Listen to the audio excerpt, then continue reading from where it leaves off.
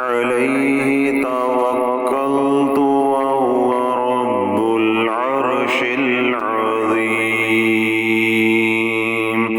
اللہم صلی علی سیدنا محمد وعلی آل سیدنا محمد وبارک وسلم۔ اللہ رب العزت نے اس دنیا کو دارالآزمائش بنایا ہے۔ یہ دنیا دارالعمل ہے، یہ دنیا دارالامتحان ہے، اور آخرت کو اللہ رب العزت نے دارالجزا بنایا ہے، دارالسلام بنایا ہے۔ اس لیے اس دنیا میں کوئی بھی ہے، ہر بندہ ہر پل ہر حال کے اندر حالت آزمائش میں ہے۔ کسی کو اللہ دے کے آزما رہا ہے اور کسی سے اللہ لے کر آزما رہا ہے۔ کسی کو اللہ صحت دے کے آزما رہا ہے، کسی کو اللہ بیماری دے کر آزما رہا ہے۔ کسی کو اپنی جان کا غم ہے اور کسی کو کسی دوسرے کی جان کا غم ہے۔ کوئی اولاد کی وجہ سے پریشان ہے، کوئی کاروبار کی وجہ سے پریشان ہے، کوئی صحت کی وجہ سے پریشان ہے، اسی طرح کوئی اپنے ملکی حالات کی وجہ سے پریشان ہے۔ یعنی پریشانی غم سے کوئی بھی دور نہیں ہے۔ کسی نہ کسی درجے کا غم یا کسی نہ کسی درجے کی پریشانی ہر ایک کو لاحق ہے۔ تو یوں خوشیاں اور پریشانیاں ہماری زندگی کا ایک حصہ ہیں۔ اب کوئی یہ کہے کہ مجھے کوئی ایسا عمل بتا دیا جائے کہ میرے قریب پریشانی آئے ہی نہ، یا میری زندگی میں کوئی دکھ آئے ہی نہ، تو اس کا کیا مطلب ہے کہ اگر دکھ نہیں ہوں گے تو سکھوں کا احساس کیسے ہوگا؟ اگر رات ہی نہیں آئے گی تو دن کا احساس کیسے ہوگا، یا دن کی قدر کیسے ہوگی؟ تو یہ اللہ کا بنایا ہوا نظام ہے۔ اب دیکھیں کہ غم آتا ہے تو غم سے نکلنے کی ہم کوشش کرتے ہیں، اور غم کے بعد جب فرحت ملتی ہے، آسائش ملتی ہے، خوشی ملتی ہے، پھر اس خوشی کی قدر ہوتی ہے، نعمت ملتی ہے اس کی قدر ہوتی ہے۔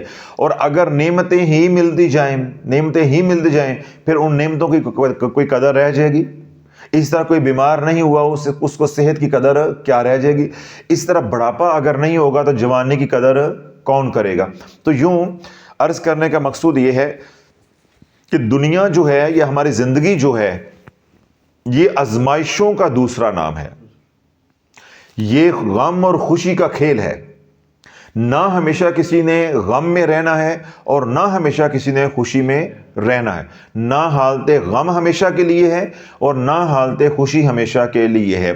جب اللہ والو ہم یہاں پہ ہمیشہ کے لیے قیام پذیر نہیں ہیں، تو اس لیے نہ ہمارے غم ہمیشہ کے لیے ہیں اور نہ ہماری خوشیاں ہمیشہ کے لیے ہیں۔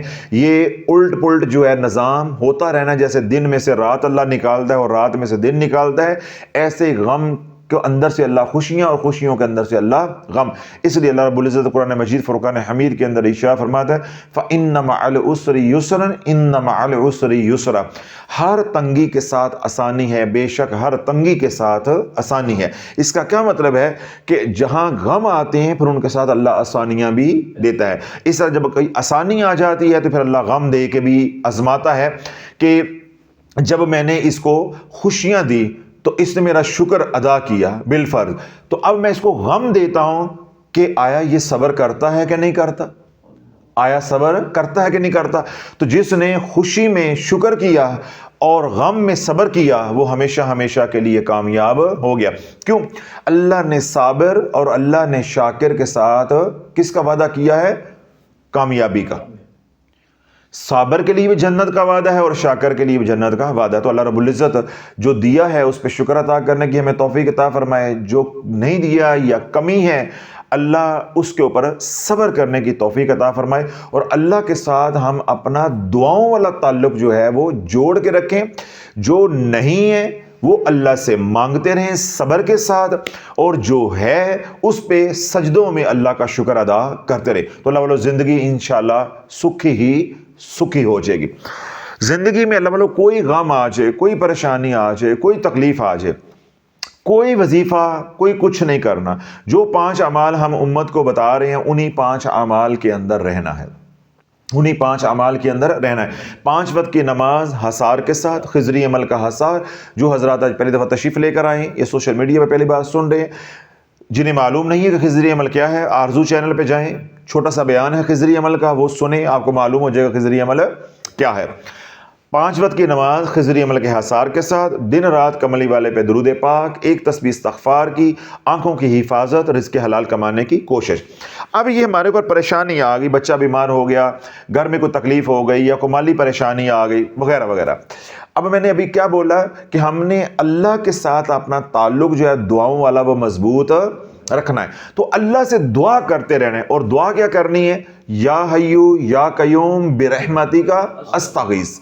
اب اللہ بولو اس کے اندر جو اصرار ہے، جب یہ دعا کریں گے، یہ انبیاء علیہ السلام کی دعا ہے، یہ حضور علیہ الصلوۃ والسلام کی دعا ہے، یہ دعا مسنون ہے۔ اللہ کے نبی علیہ الصلوۃ والسلام نے بدر میں حالت سجدہ کے اندر یہ دعا مانگی۔ اللہ کے ولیوں نے پھر یہ دعا کیسے مانگی؟ یا حیو یا قیوم برحمتی کا استغیث بحق محمد الرسول اللہ صلی اللہ علیہ وسلم۔ میں آپ کو جو راز دے رہا ہوں کہ اللہ کے ولیوں نے اس دعا کو مانگا، پھر اس دعا کو اللہ کی بارگاہ میں قبولیت کی مہر کیسے لگوائی؟ جب حضور علیہ الصلوۃ والسلام کا وسیلہ ساتھ پیش کیا کہ یا اللہ میری رحمت کے ساتھ مدد کر بوسیلہ حضور علیہ الصلوۃ والسلام کے۔ تو جہاں حضور علیہ الصلوۃ والسلام کا نام آ جاتا ہے تو وہاں پھر کرم ہو کر ہی رہتا ہے۔ تو اللہ کسی پریشانی کے اندر ہیں، کسی مصیبت کے اندر ہیں، تو اس لاڈلی تسبیح کو، اس لاڈلی تسبیح کو، یہ تسبیح کیوں لاڈلی ہے؟ ایک تو اللہ نے اپنی رحمت کو اپنے غضب کے اوپر کیا کیا ہے؟ غالب کیا ہے۔ اللہ کو یہ پسند ہے کہ میری رحمت کا دامن پکڑو، میری رحمت کا دامن پکڑو، تو ہم نے پکڑ لیا۔ یا حیو یا قیوم برحمتی کا استغیث، یا اللہ اپنی رحمت کے ذریعے میری مدد فرما، اے ہمیشہ قائم رہنے والے، اے زندہ جاوید، میری مدد فرما اپنی رحمت کے ذریعے بوسیلہ حضور علیہ الصلوۃ والسلام کے۔ اب ایک رب کی رحمت کا ہم نے دامن پکڑ لیا، ساتھ حضور علیہ الصلوۃ والسلام کی سفارش لے لی، تو اللہ والو پھر بھی کام نہیں ہونے ہیں، تو پھر کام کیسے ہونے ہیں؟ تو اب یہ بن گئی ولیوں کی تسبیح، یعنی اللہ کی لاڈلی بھی تسبیح اور ولیوں کا وظیفہ بن گیا۔ اس کو اب یوں آپ دعا کریں گے، یا حیو یا قیوم برحمتک استغیث بحق محمد الرسول اللہ صلی اللہ علیہ وسلم۔ اب اللہ بولو یہ جو وظیفہ ہے اس کی کوئی تسبیح نہیں ہے کہ بھائی آپ نے 500 بار پڑھنا ہے، 700 بار پڑھنا ہے، صبح پڑھنا ہے، یہ والا کام تو کرنا ہی نہیں ہے۔ میں نے کیا کہا ہے کہ ہم نے اپنے اللہ کے ساتھ تعلق دعا والا مضبوط کرنا ہے۔ آپ پریشان ہیں، نماز کے بعد ہاتھ اٹھائیں تو آپ دعا کریں، جو مقصد ہے اس کو ذہن میں رکھ کے کہ یا حیو یا قیوم برحمتک استغیث بحق محمد الرسول اللہ صلی اللہ علیہ وسلم، یا حیو یا قیوم برحمتک استغیث بحق محمد الرسول اللہ صلی اللہ علیہ وسلم، یا حیو یا قیوم برحمتک استغیث بحق محمد الرسول اللہ صلی اللہ علیہ وسلم۔ 3 بار، 5 بار، 7 بار، 9 بار، 11 بار، 11 بار آپ اس کو پڑھتے جانا ہے۔ توجہ ہے، اس کو پڑھتے جانا ہے۔ جب آپ کے اوپر رکت طاری ہو جائے یا بدن کے اندر جرجریاں آ جائیں، آپ کے بال جو ہے رونگٹے کھڑے ہو جائیں، تو سمجھ جانا کہ تان جڑ گئی ہے، اب ہاٹ لائن پہ ہم آگے ہیں۔ آپ نے اسی طرح سجدے میں چلے جانا ہے، پھر یہی دعا سجدے میں جا کے کرنی ہے۔ یا حیو یا قیوم برحمتک استغیث بحق محمد الرسول اللہ صلی اللہ علیہ وسلم، یا حیو یا قیوم برحمتک استغیث بحق محمد الرسول اللہ صلی اللہ علیہ وسلم۔ پھر سجدے میں اس کو پڑھتے جائیں، روتے جائیں، پڑھتے جائیں، روتے جائیں اور اپنے حق میں فیصلے کرواتے جائیں۔ حضور علیہ الصلوۃ والسلام نے سجدے میں جا کے میدان بدر کے اندر اس دعا کو اتنا مانگا کہ جب آپ سجدے میں گئے تو حضور علیہ الصلوۃ والسلام انتہائی غمگین تھے، پریشان تھے۔ جب سجدے سے اٹھے تو حضور علیہ الصلوۃ والسلام حشاش بشاش تھے۔ جب سیدنا ابو بکر صدیق رضی اللہ عنہ نے آپ کا چہرہ انور کو دیکھا تو آپ فرماتے ہیں کہ میں سمجھ گیا کہ اللہ نے فتح کی بشارت جو ہے وہ عطا کر دی ہے، نوید جو ہے وہ سنا دی ہے۔ تو بین ہی جب آپ پہلے بیٹھ کے نماز پڑھ لی، گھر میں، مسجد میں، جہاں بھی ہے، خواتین ہیں گھر میں نماز پڑھ لی، تو پھر آپ اس دعا کو پہلے اللہ سے مانگیں، بولتے جائیں، پڑھتے جائیں، یا حیو یا قیوم برحمتک استغیث بحق محمد الرسول اللہ صلی اللہ علیہ وسلم، یا حیو یا قیوم برحمتک استغیث بحق محمد الرسول اللہ صلی اللہ علیہ وسلم۔ یعنی جب آپ جملہ شروع کر دیں، کیف آ جائے، وجدان آ جائے، سرور آ جائے، رقت آ جائے، آنسو آ جائیں، رونا آ جائے، تو بس پھر فوراً آپ نے سجدے میں چلے جانا. گنتی والا چکر نہیں ہے، کوئی گنتی والا چکر نہیں ہے، چکر ہے اللہ کے ساتھ رابطے کا. جب رابطہ ہو گیا پھر آپ نے سجدے میں جا کے بولتے جائیں، کوئی تعداد نہیں گننی، کوئی تسبیح ہاتھ میں نہیں رکھنی، نہ گنتی کی طرف دھیان رکھنا ہے تو اپنے رب کی طرف رکھنا ہے اور بولتے جانا ہے، یا اللہ سے مانگتے جانا ہے. یا حی یا قیوم برحمتک استغیث بحق محمد الرسول اللہ صلی اللہ علیہ وسلم. یا حی یا قیوم برحمتک استغیث بحق محمد الرسول اللہ صلی اللہ علیہ وسلم. بس جب وہ کیفیت ختم ہو جائے تو بس اٹھ کے چہرے پہ ہاتھ پھیر لیں اور پورا اطمینان رکھیں کہ میری جھولی خالی نہیں ہے، میری جھولی خالی نہیں ہے، اللہ نے میری جھولی کو بھر دیا. تو کبھی کوئی پریشانی آ جائے تو یوں اللہ سے مانگنا ہے، اللہ کے ساتھ اپنا دعاؤں والا تعلق جو ہے وہ مضبوط ہم نے کرنا ہے.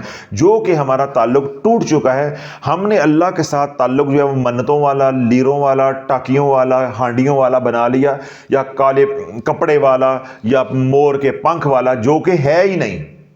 یہ خرافات ہیں، یہ خرافات ہیں، بدعات ہیں، گناہ کے کام ہیں. تو ان کے ساتھ اللہ کے ساتھ تعلق کیسا بن جائے گا؟ تو وظائف اگر پڑے ہیں تو ان کے ساتھ بھی ہمارا اللہ کے ساتھ تعلق نہیں بڑھا. ہم نے اپنے اللہ کے ساتھ تعلق جوڑنا ہے دعا والا، اللہ کے ساتھ تعلق جوڑنا ہے صدقے والا. کوئی پریشانی آ جائے فوراً پہلے صدقہ دو تاکہ مصیبت کے آگے بند باندھا جائے، مصیبت کے آگے بند باندھا جائے. پھر کیا رب کا حکم آ جاتا ہے، یا ایھا الذین آمنوا استعینوا بالصبر والصلاۃ ان اللہ مع الصابرین. اللہ کا حکم آ گیا کہ اے ایمان والو، جب تمہارے اوپر کوئی پریشانی، کوئی مصیبت، کوئی تکلیف آ جائے تو صبر اور نماز کے ذریعے اللہ سے مدد طلب کرتے رہو. ان اللہ مع الصابرین، اللہ صبر کرنے والوں کے ساتھ ہے. اب ہم نے صدقہ بھی دے دیا، صدقے کی وجہ سے ہمیں صبر آ جائے گا. صدقہ کا جو سب سے بڑا نفع ہوتا ہے وہ کیا ہوتا ہے کہ وہ بے قراری کو ختم کرتا ہے، وہ چین لے کر آتا ہے، اطمینان لے کر آتا ہے، حوصلہ لے کر آتا ہے، یکسوئی لے کے آتا ہے.